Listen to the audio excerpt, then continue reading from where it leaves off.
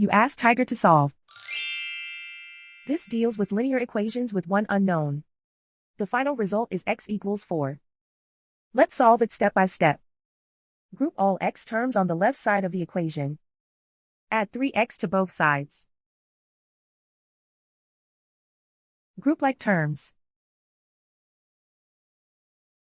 Simplify the arithmetic. Group like terms. Simplify the arithmetic. Group all constants on the right side of the equation.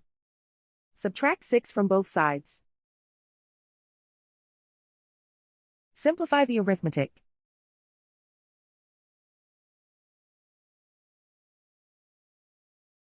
Isolate the x. Divide both sides by 7. Simplify the fraction.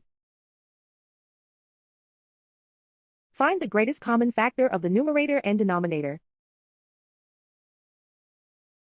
Factor out and cancel the greatest common factor. And so the final result is x equals 4.